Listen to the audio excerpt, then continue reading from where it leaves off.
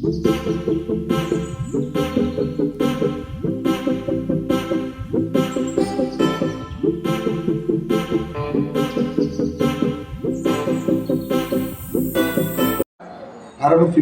மிக முக்கிய அடுத்து வெற்றிலை வெற்றிலை மேஜராக இருக்கு. அடுத்து கரும்பு.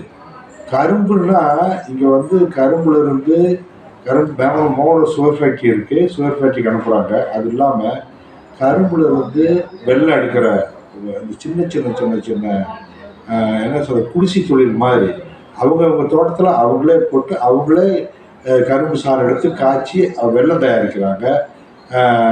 அச்சு வெள்ளம் தயாரிக்கிறாங்க. இந்த கரும்பு வெள்ளத்தில் இருக்கிற சர்க்கரை வந்து வெளிநாடுகளுக்கெல்லாம் நிறைய ஏற்றுமதி ஆகுது. அந்த மாதிரி இதை ஒரு சிறப்பு மண்டலமாக கொண்டு வந்து வெளிநாடுகளுக்கு ஏற்றுமதி பண்ணுறதுக்கு உண்டான வாய்ப்பு என்ன அதிகரிக்கும். ஆல்ரெடி எனக்கு தெரிஞ்சு சிலவனுக்கெல்லாம் என்னுடைய நண்பரே வந்து இங்கிருந்து ஏற்றுமதி பண்ணுறாரு.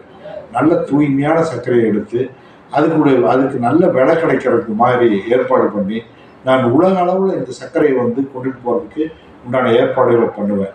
ஏன்னா ஜேடர்பாளையத்திலிருந்து ஆரம்பித்தா அதே மாதிரி தான் எப்படி வெத்தலை இருக்குதோ அதே மாதிரி தான் ஜேடர்பாளையம், முளசி, இந்த பக்கம் பிலிக்கல் பாளையம், இந்த பக்கம் பார்த்தீங்கன்னா அப்டு நீங்கள் சொல்ல போனால் வேலூர் வரலுமே நிறையா வந்து அந்த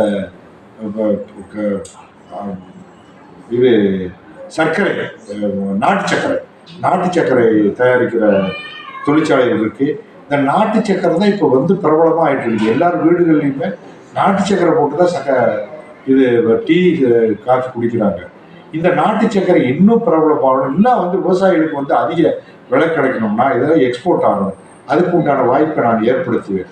உறுதியாக இந்த பார்த்தீங்கன்னா பரமத்தி வேலூர் செய்ய வேண்டிய பணிகள் வெற்றிலை, இந்த நாட்டு சக்கரை, இதை ரெண்டையும் நான் உறுதியாக ஏற்பாடு செய்வேன்.